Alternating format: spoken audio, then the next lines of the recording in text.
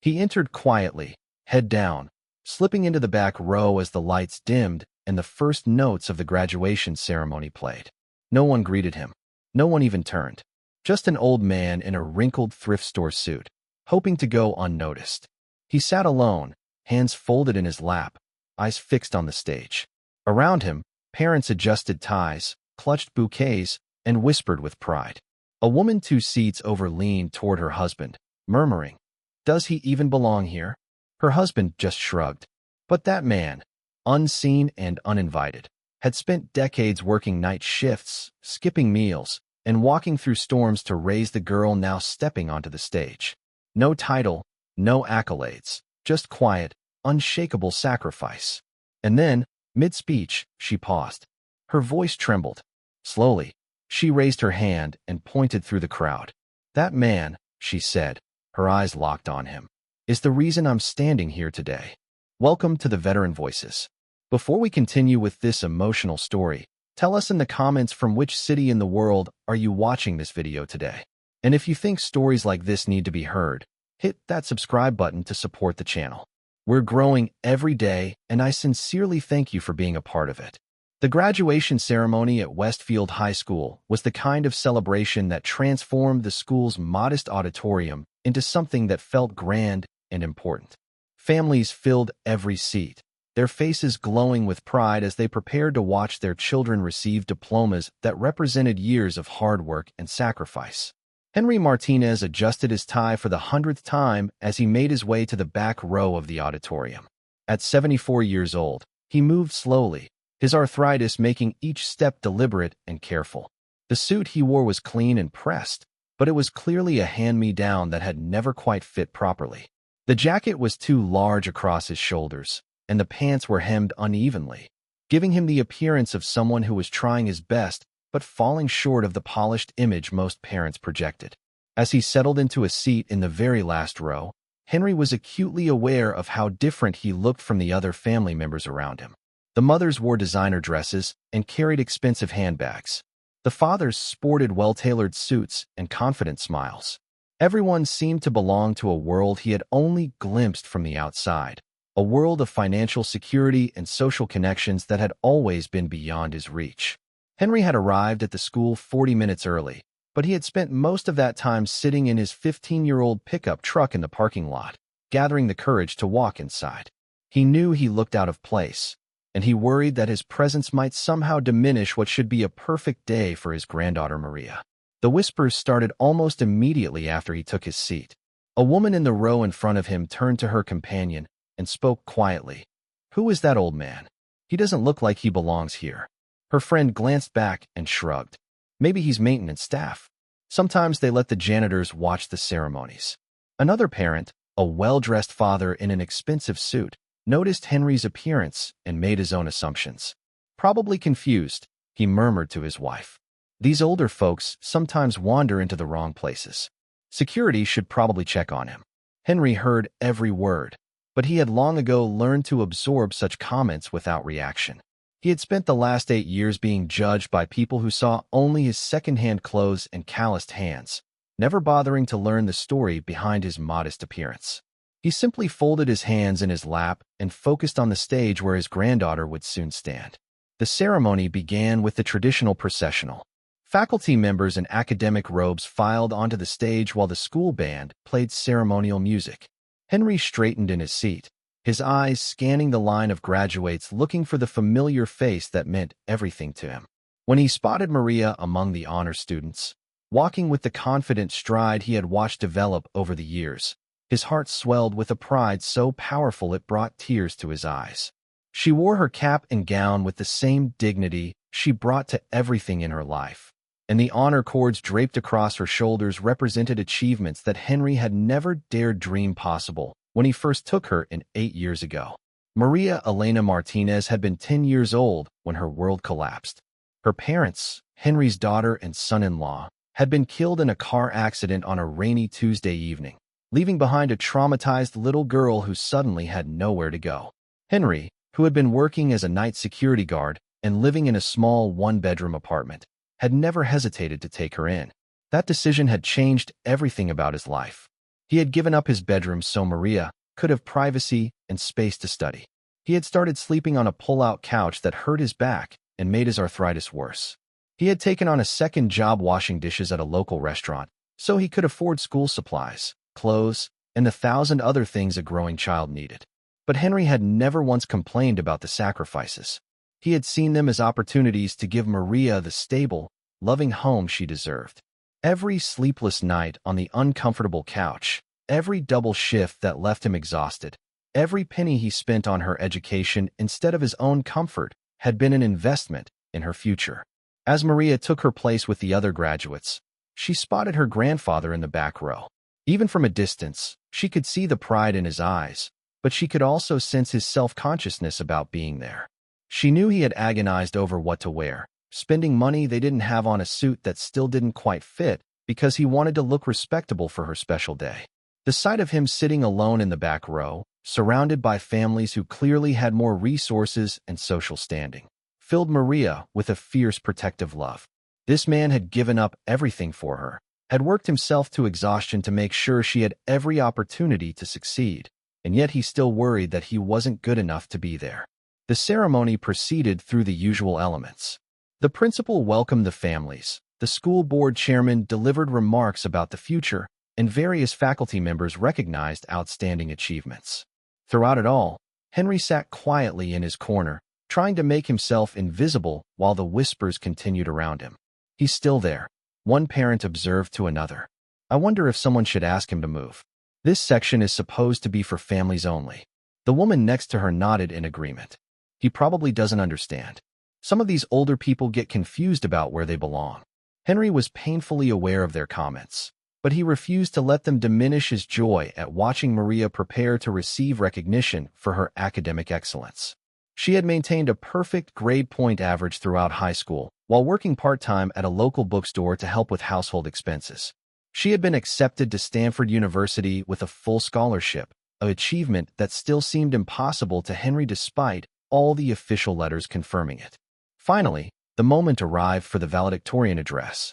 The principal approached the podium to introduce the speaker, and Henry felt his heart rate increase with anticipation. He had helped Maria practice portions of her speech in their small apartment, listening as she worked through complex ideas about education, opportunity, and responsibility. "Ladies and gentlemen," the principal announced, "it is my great pleasure to introduce our valedictorian, Maria Elena Martinez, who will be attending Stanford University in the fall on a full academic scholarship." Maria rose from her seat among the honor students and walked confidently to the podium. She was a poised, articulate young woman who carried herself with quiet authority. As she adjusted the microphone and looked out over the audience, her eyes immediately found her grandfather's familiar figure in the back row. For a moment, granddaughter and grandfather locked eyes across the crowded auditorium. In that instant, years of shared struggle and triumph passed between them. Maria saw the pride in Henry's face, but she also saw the way he tried to make himself small, as if he didn't deserve to take up space in this room full of successful families. Maria had prepared a traditional valedictorian speech about overcoming challenges and pursuing dreams. But standing there, looking at her grandfather who had sacrificed everything to make this moment possible, she knew she couldn't deliver generic platitudes about success and achievement. She had something much more important to say. "Distinguished faculty, proud families, and fellow graduates," Maria began, her voice carrying clearly through the auditorium. "Today we celebrate not just our accomplishments, but the people who made those accomplishments possible. We celebrate the love that sustained us, the sacrifices that supported us, and the examples that showed us what real strength looks like." She paused, looking directly at Henry, who shifted uncomfortably in his seat as he sensed that his granddaughter was about to say something that would draw the attention he had spent the entire ceremony trying to avoid.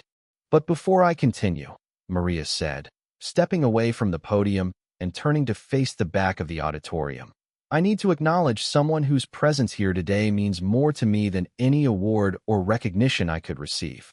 The auditorium grew quiet as Maria raised her arm and pointed directly at Henry in the last row.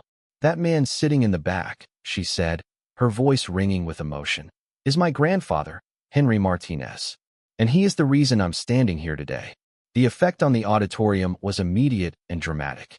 Heads turned to look toward the back row where Henry sat frozen in his chair, his face flushed with embarrassment and overwhelming emotion. The parents who had been questioning his right to be there suddenly fell silent, realizing they were about to learn something that would completely change their understanding of the situation. Maria's voice grew stronger as she continued. 8 years ago, when I was 10 years old, my parents were killed in a car accident. I had nowhere to go, no one to turn to, and no idea how I was going to survive. But my grandfather, this man who was already working 2 jobs just to pay his own bills, didn't hesitate to take me in. Henry sat perfectly still, overwhelmed by the unexpected recognition. He had never wanted to be the center of attention, preferring to support Maria from the background while she achieved the success he had always known she was capable of. He gave up his bedroom so I could have privacy to study. Maria continued, her voice now carrying the weight of years of suppressed gratitude. He started sleeping on a couch that hurt his back because he wanted me to have a real bed. He took on a 3rd job washing dishes at night so he could afford my school supplies and the clothes I needed to fit in with my classmates. The parents who had been dismissing Henry as maintenance staff or a confused elderly man were now staring at him with new understanding. Around the auditorium, people were beginning to stand as they realized they were witnessing something extraordinary. While other kids had parents who could help with homework, I had a grandfather who stayed up until midnight learning algebra so he could tutor me, Maria said, her voice breaking with emotion. While other families went on vacations, we spent our summers with him working extra shifts so I could attend academic camps that would improve my college applications. Henry's eyes filled with tears as he listened to his granddaughter describe sacrifices he had never considered burdensome. Every choice he had made had seemed natural and necessary at the time, simply what needed to be done to give Maria the opportunities she deserved. He never missed a parent-teacher conference, even when it meant losing pay from his day job, Maria continued. He never missed a school play or science fair, even when he was exhausted from working 18-hour days. He taught me that education was the one thing no one could ever take away from me, and he made sure I had every opportunity to pursue it. The standing ovation began slowly, with individual audience members rising from their seats as they were moved by Maria's words. But it quickly spread throughout the auditorium as people realized they were witnessing something rare and precious, a moment when sacrifice was properly recognized and love was publicly celebrated. Most importantly, Maria said, her voice now strong and clear despite her tears, he taught me that honor isn't about what you have in your bank account or what clothes you wear or what job title you hold. Honor is about what you give to others, what you sacrifice for the people you love, and how you lift others up even when you're struggling yourself. Henry slowly stood, overwhelmed by the recognition he had never sought but had always deserved. Tears streamed down his weathered face as he looked at his granddaughter, who was now openly crying as she continued her tribute. Everything I am, everything I've achieved, everything I hope to become is built on the foundation of his love and sacrifice, Maria declared. He is my hero, my inspiration, and the reason I know that anything is possible if you're willing to work for it and never give up on the people you love. The applause was thunderous now, with the entire auditorium on their feet applauding not just Maria's words, but the man who had made her success possible. The parents who had questioned Henry's right to be there were now clapping as hard as anyone, their faces red with shame at their earlier assumptions. Henry stood in the back row, still overwhelmed by the unexpected recognition, but no longer trying to make himself invisible. For the first time in years, he felt truly seen and appreciated for who he was and what he had done. The suit that had seemed so inadequate suddenly felt less important than the love that had brought him to this moment. When the applause finally died down, Maria continued with her speech, but the traditional rhetoric about future challenges seemed less important now than the lesson she had just taught about recognizing the heroes who sacrifice quietly for others. After the ceremony concluded, Henry found himself surrounded by people who wanted to thank him and apologize for any judgments they had made. The parents who had dismissed him as maintenance staff approached with genuine remorse, thanking him for his service to his granddaughter and expressing admiration for his dedication. Principal Johnson, who had witnessed the entire scene, approached Henry with tears in her eyes. "Mr. Martinez," she said, "in my 25 years in education, I've never seen anything more powerful than what your granddaughter just did. You should be incredibly proud of the young woman you've raised." Henry nodded graciously, still overwhelmed by the unexpected recognition. But his eyes were fixed on Maria, who was making her way through the crowd toward him. When they finally reached each other, grandfather and granddaughter embraced while dozens of people watched, and many more wiped away tears. "I'm so proud of you, Mija," Henry whispered in Maria's ear. "But you didn't need to say all that about me. Today is your day." Maria pulled back and looked at her grandfather with fierce love and gratitude. "No, abuelo. Today is our day. None of this would have been possible without you." As they walked out of the auditorium together, Henry in his ill-fitting suit and Maria in her graduation robes, they were followed by the kind of respect and recognition that should have been Henry's all along. The dismissive glances had been replaced by admiration, the whispered doubts by expressed gratitude, the assumptions by appreciation. In the weeks that followed, Maria's tribute to her grandfather was shared thousands of times on social media, touching people around the world who were reminded of their own unsung heroes. But for Henry, the most important moment hadn't been the public recognition.